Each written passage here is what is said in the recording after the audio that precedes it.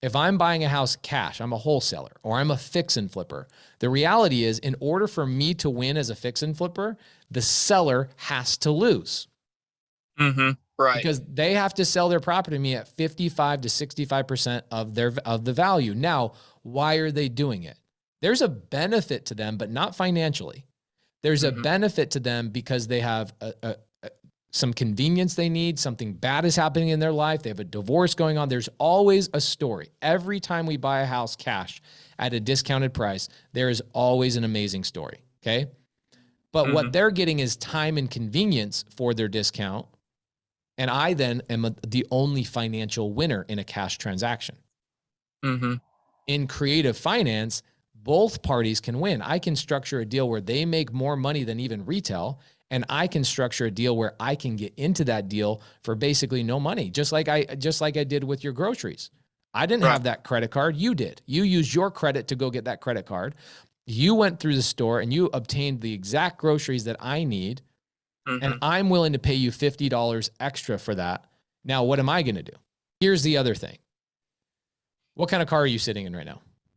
F-150. Okay, I'm an F-150 guy myself, right? I own an F-150. You know, have you heard my F-150 story? That you basically subject to that.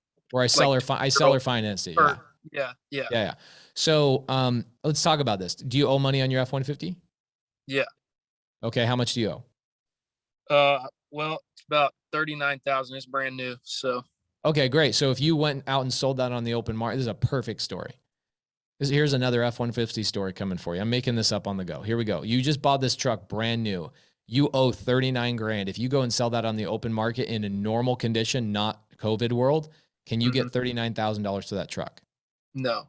You'll get maybe 32 grand. Right. Okay. So here's the thing. I could come to you right now, Corey, on your vehicle, and I can say, hey, man, here's what happens all the time. Leasetrader.com does it. Other companies do this all the time. Somebody's like, I just got into a car loan, and now I need a different car, but I can't turn the car in, and now I owe more on this truck than what it's currently worth on the retail market, right? Happens all the time. So could you see the value in you going, hey, dude, just take over my payments. I need a different vehicle. This one isn't working for me. Maybe give me $2,500 in cash to walk away from it. And then I come in and I just make the payments on your F-150. Pretty simple, right? Now, what I can do with that F-150 is, why would I give full retail plus maybe a little bit more? It's because I'm going to take the value of that truck and I'm going to go use it for my construction business. I'm going to use it for my Uber, and I can generate income from something I paid over market value for. So is it a good deal for me? Yeah. Is it a good deal for you? Yes. So I can subject to your truck, which right now you owe 39 grand on, that's only worth $32,000. This is happening in real estate all day long. That's incredible, dude.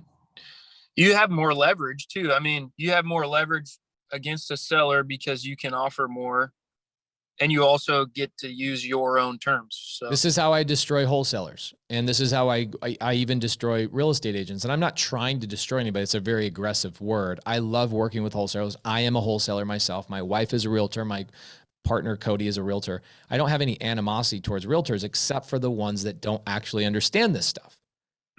They think buying and selling real estate to retail clients is real estate. No, it's not. You're a service provider. If you are buying and selling retail real estate to buyers and sellers who are living in those properties, you are a service provider, not a real estate investor.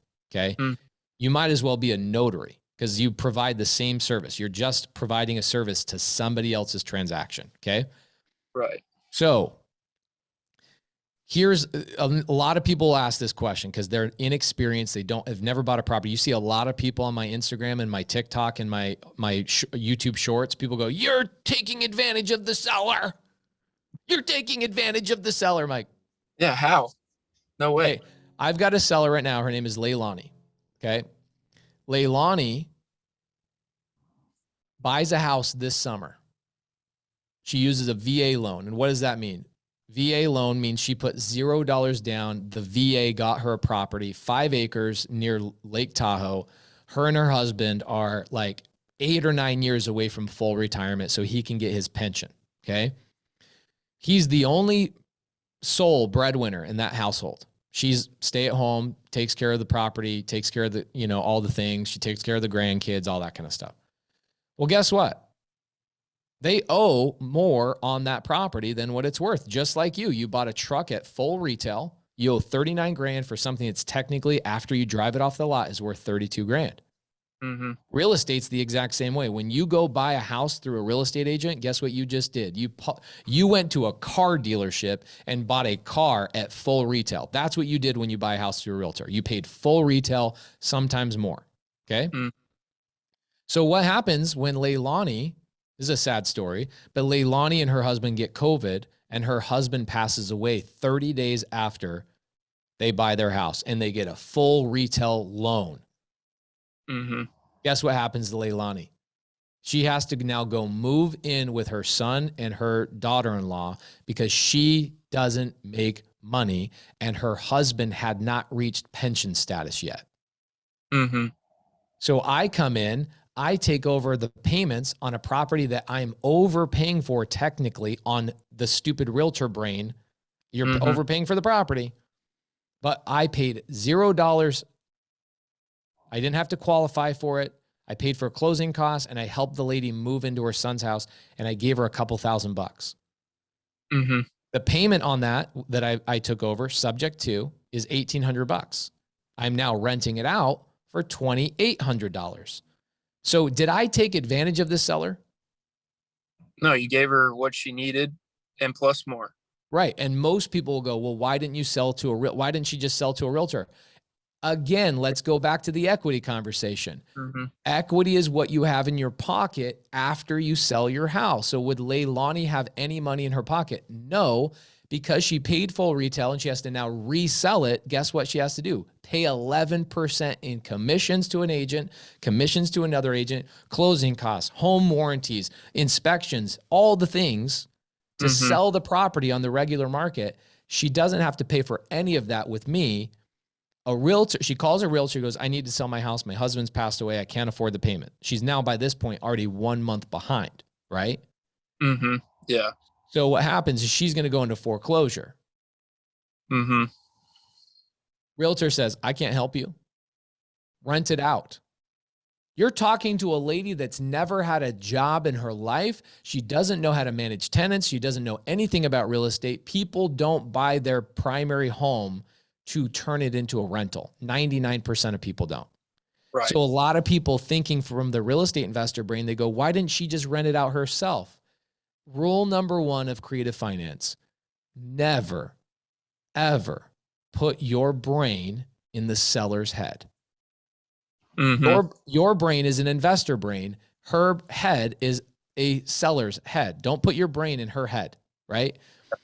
She's never going to think the same as you. Never going to happen. And so that is what subject to does, is subject to helps people out of these situations. Now, let me ask you a question. Do you think I've bought a lot of subject to deals with a lot of equity? Yeah. I have. Probably. Yeah. I have. But the people I help the most are the ones that don't typically have equity or they're behind on their payments. But I don't care either way. I'm buying the deal based on how little I can come out of pocket and how much I can make on the cash flow. That's it. And in the situation, all I want to do is help the seller. That's it. Yeah. Dude, bro, awesome. I'm telling you, it amplifies me. All I want to do is go buy 4 deals today. Yeah, dude, I'm fired up. Why would a seller sell to you on subject to? I've given you enough stories. Leilani, right? Mm-hmm. Why would a seller sell to you on seller finance? I just gave you a story. Mm-hmm. Wholesalers are offering $350. I paid $600. There's 250,000 reasons why that seller sold to me on seller finance. Yeah, for sure. This is why creative finance dominates. And again, at the end of the day, does my $7,500 I make every single month from that mobile home park, does it tell me that I bought that property right, or does it tell me I bought it wrong?